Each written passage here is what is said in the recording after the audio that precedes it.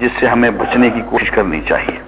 और सूरह ताहा की आखिरी आयतों में वअमुर अहलक बिस्सलाह वस्तबिर अलैहा, आयत नंबर 132 और बहुत अहम आयात में से है, और ये उन आयात में से है जिन्होंने हुजूर अकरम सल्लल्लाहु अलैहि वसल्लम की जिंदगी के रुख को बदल दिया। फरमाया गया कि अपने घर वालों को नमाज का, दीन का हुक्म दें, तबलीग में, जिहाद में लग जाएं, दीन सीखने सिखाने में लग जाएं, वस्तबिर अलैहा, और इसी पे कायम हो जाएं।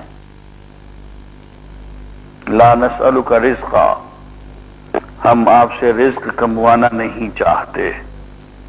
नहनु नर्ज़ुकुक, रिज्क हम आपको देते चले जाएंगे। वल आक़िबतु लित्तक़वा, और अंजाम अहले तक़वा के लिए है। इस आयत से अजीज़ान गिरामी मालूम हुआ कि इंसान की जिंदगी का असल मकसद रिज्क कमाना नहीं है। ज्यादा से ज्यादा हम यूं कह सकते हैं कि रिज्क कमाने की इजाजत है, और बाज हालात में वाजिब भी बन जाता है। जहां खतरा हो इंसान की कि उसके जल्दी ही वजू टूट जाएगा, या खतरा हो कि ये जरा सा इसको हलाल ना मिलेगा तो ये हराम पे मुंह मार देगा, तो वहां पे हलाल कमाना वाजिब है। लेकिन अगर कोई शख्स ऐसा है कि अगर उस पर सख्त वक्त आ जाए और हलाल ना हो और हराम पे मुंह मारने का खतरा कम हो, तो फिर उस शख्स के लिए यही है कि वो अल्लाह के दीन के काम में लग जाए और रिज्क का मामला अल्लाह के सुपुर्द कर दे। यही वजह है कि हुजूर अकरम सल्लल्लाहु अलैहि वसल्लम ने इस आयत के नाजिल होने के बाद कभी तिजारत नहीं की। आप हिजाज के और अरब के कामयाब तरीन ताजिरों में से थे, लेकिन इस आयत के नाजिल होने के बाद फिर किसी ने आपको कोई सौदा इस नियत से खरीदते हुए नहीं देखा कि इसको बेचेंगे। तिजारत बंद हो गई, सारे का सारा काम रिस्क कमाने का सब खत्म हो गए, छोड़ दिया बिल्कुल। और सिर्फ हुजूर ने नहीं छोड़ा, हुजूर के साथ एक बहुत बड़ी जमात भी शामिल हो गई, जिन्होंने अपनी पूरी जिंदगी और उसके एक एक सेकंड को, मिनट को दीन के लिए वक्फ कर दिया। दोस्तों, ये सबके लिए जरूरी नहीं है। हाँ, ऐसा ना कहें आपको, जैसे जो कल डॉक्टर साहब दर्स में कह रहे थे कि मुलाजमतें छोड़ दो, दुकानें छोड़ दो, मैं ये नहीं कह रहा हूं, लेकिन मैं इतना जरूर कहूंगा कि ये मुलाजमत हो या दुकान हो या ज़राअत हो, ये सानवी चीज है। असल काम जो है वह अमुर अहलक बिस्सलाह, अपने घर वालों को, अपने दोस्तों को, जानने वालों को दीन के काम का हुक्म दो, दीन सीखो, दीन सिखाओ। उसके बाद वो फरमाते हैं कि हम तुम्हें रिज्क उस तरफ से देंगे जहां से तुम्हारा गुमान भी नहीं होगा। वयर्ज़ुक़हु मिन हैसु ला यहतसिब, जहां से उसको उम्मीद नहीं होगी, गुमान नहीं होगा, ख्याल नहीं होगा, वहां से हम रिज्क की बारिश कर देंगे। अजीज़ान गिरामी, सहाबा कराम और खास तौर पर वो बड़े बड़े सहाबा, उनमें सैयदना उमर फारूक का खुद अपना बेटा शामिल है, वालिद को छोड़ के हुजूर के साथ आके सुफ़ा में ठहर गया। ठहरे हुए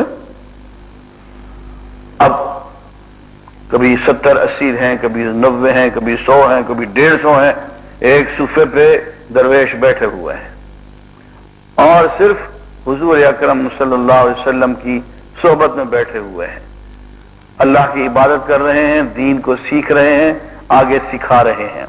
हुजूर से जो कौल सादिर होता है, जो अमल सादिर होता है, हुजूर की जो अदा उनकी नजर में आती है, उसको नोट कर लेते हैं, उसको याद कर लेते हैं, उसको दूर दूर तक आगे जाके लोगों को बताते हैं और उसके बाद फिर आके वहीं बैठ जाते हैं। ये उनकी जिंदगी थी जिन्हें हम अहले सुफ़ा कहते हैं, اور یہ وہ لوگ تھے جنہوں نے ہم تک دین پہنچایا. اس لیے میں پوری سچی بات تو نہیں بتاتا ہوں، وہ ہضم نہیں ہوتی ہے، وہ ذرا مشکل بات ہے. پوری سچی بات تو یہی ہے کہ اس کام میں لگ جائیں تو رزق اس طرف سے آتا ہے جہاں سے ہمیں گمان نہیں ہوتا. لیکن یہ بات آسانی سے سمجھ میں نہیں آتی. مجھے ایک مسلمان ڈاکٹر صاحب نے کہا کہ یہ یوسف اسلام بڑا بے وقوف آدمی. یہ یوسف اسلام کون ہے جی؟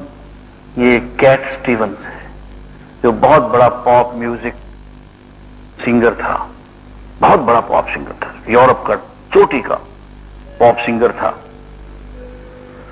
اس کے ساتھ یہ معاملہ ہوا بیچارے کے ساتھ کہ اس کا بھائی مصر میں آیا اور وہ قرآن مجید عبداللہ یوسف علی کا ترجمہ لے گیا. وہ اس کے یہاں پڑھا ہوا تھا تو کیٹ سٹیونز کی نظر پڑی تو اس نے قرآن مجید انگریزی میں ایک مرتبہ ایک سرے سے دوسرے سرے تک پڑھ لیا، اور اس کے بعد وہ کہتا ہے میں نے پھر ایک سرے سے دوسرے سرے تک پڑھ لیا. 2 مرتبہ کہتا ہے میں نے صرف اس کے انگریزی ورژن کی ریڈنگ کی.